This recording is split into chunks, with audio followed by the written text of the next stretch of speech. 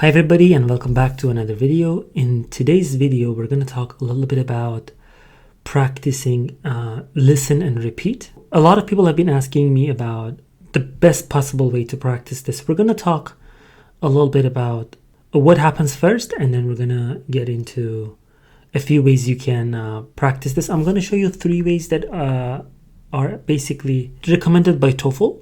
And I have seen that these can really help people practice this. But remember, by the end of the day, you don't have to be able to repeat everything and, know all the sentences. I know it's just, there's this urge that you want to be able to repeat whatever you hear, but you will hear a bunch of instructions.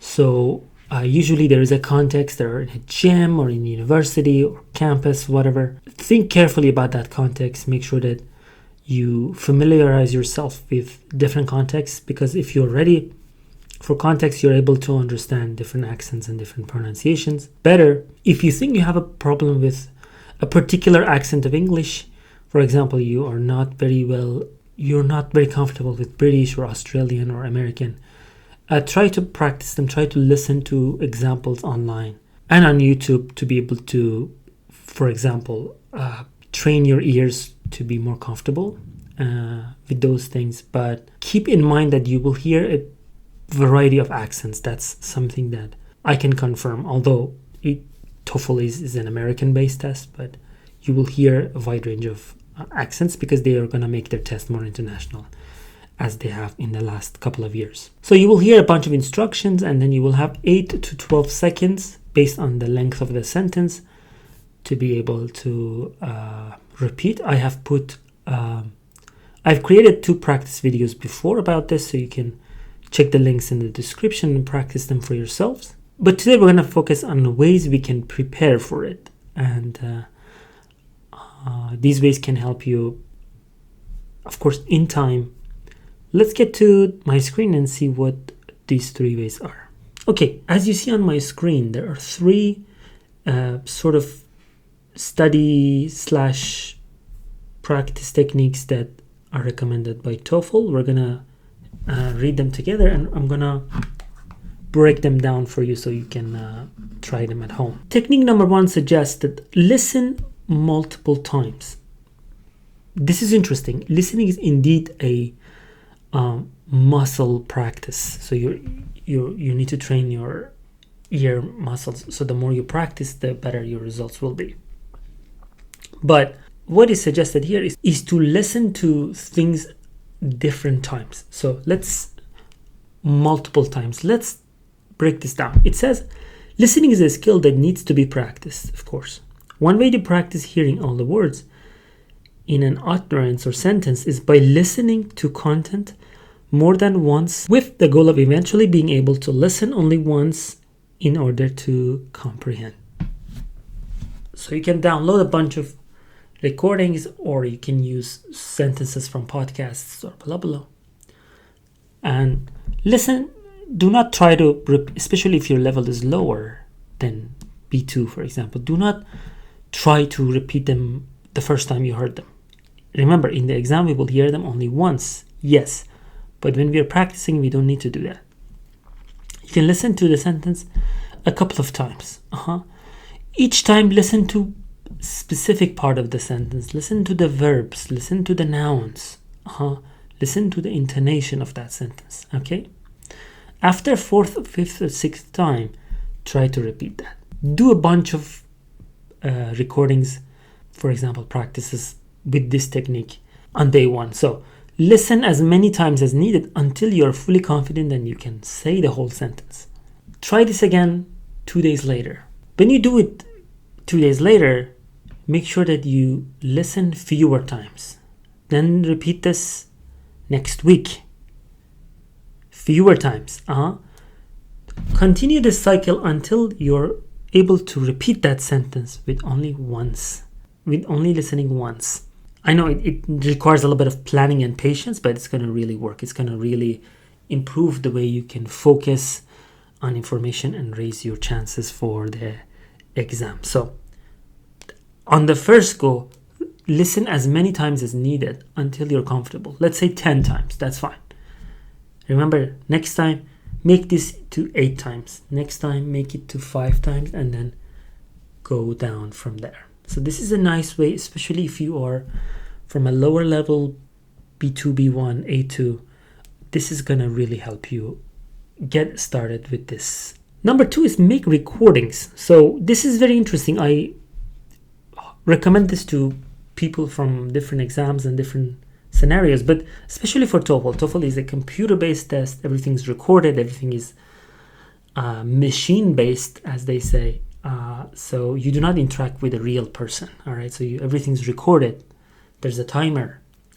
So recording yourself can really simulate the environment of the exam. But more important than this is that you can listen to the recording again and be the judge of your own work, and then understand from an examiner's point of view what's wrong with my recording, what's wrong with my voice, with my pronunciation, and then work on those things. But let's break this down. It says, it is essential to practice this task by making and then listening to your own recordings. Very important. Do this a lot. Record your voice. Listen to it. Share it with other people. Share it with ChatGPT. By listening to your own recordings, you can make your own corrections and determine areas where you need to improve. Amazing. You can even use a checklist to evaluate yourself.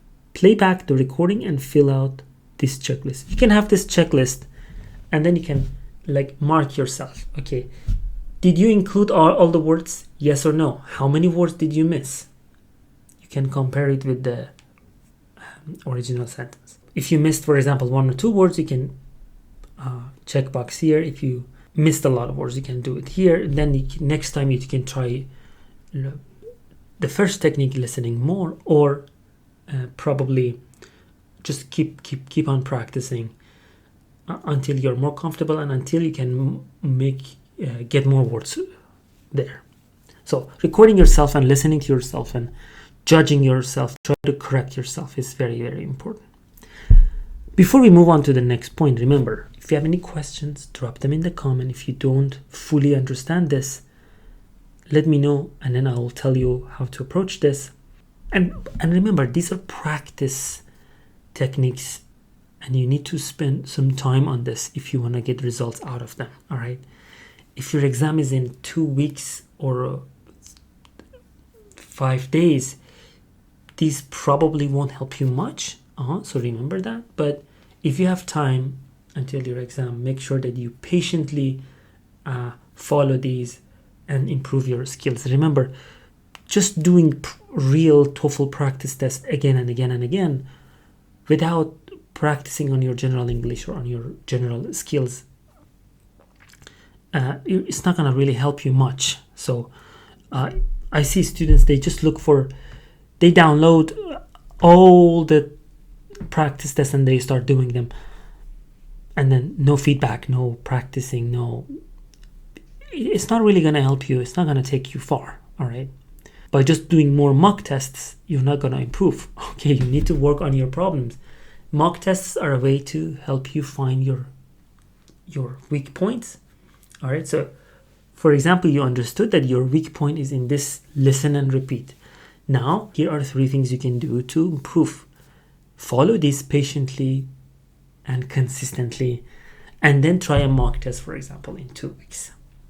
And then work on the feedback, and then the cycle of practice and feedback. Okay, let's go to number 3, which I really like and I recommend to a lot of people. And this is basically the reason why people who live in an English-speaking country, or in a country where the target language is spoken. For example, let's say you go to China and then you go work in a Chinese company, not just sitting at your home all the time like a lot of people know. Imagine you go to a country and you live in the environment. You're fully engaged. You learn the language very fast. I'm sure you have a lot of friends, people you know, that they watch a lot of movies, they watch a lot of YouTube videos, and their English improves quite fast. And it's because of this, because they're listening to native speakers, they're getting a lot of exposure. This is the same thing. So let's let's break this down. Shadow reading. You've heard about shadowing skills, but let's see how that helps you here. One technique you can use to improve your listening and speaking skills is called shadowing or shadow reading. Very important. The idea behind shadow reading is to follow along with an audio recording of a fluent speaker, repeating the words and phrases as they are spoken. Shadowing is a good way to work on your pronunciation, rhythm, and intonation. A lot of time in this part, people miss the words in listen and repeat. They miss the words because they cannot understand the intonation or pronunciation. They just, if I show them the text, I know this word. If they listen to it, they are not able to repeat it. They could not catch the intonation or the pronunciation of a certain word. So this shadowing, just listening and following the text, or just listening and repeating word by word, can really help you train your ears and become familiar with natural way of speaking. It can also help you with your speaking skills at the eventually help you with the listening part. Amazing practice. And if you can do this, you can even do this in your everyday life just to improve your general English. You can listen to your favorite podcast or your favorite talk show or your favorite actor and actress, and then as they talk, pause, repeat what they say, then listen again, pause, repeat what they say. There are many shadowing techniques that you can do, but great exercise. Okay, so 3 techniques. Follow them in the same order. Start with listening multiple times, then try recording your voice and listen to it and make corrections, and then shadow reading. These are the things that you can do without the help of a teacher or anybody else. You can practice them alone at home on your own and make progress in your listen and repeat. Just make sure to be patient and keep practicing. If you reach an obstacle, if you have any question, if there's anything that concerns you, reach out to me. My comment section are always open, and I'm always happy to respond to your questions and share my experience and the experience of my students who have taken the test. Good luck with your test. Don't forget to share this video with your friends, and I'll see you in the next one.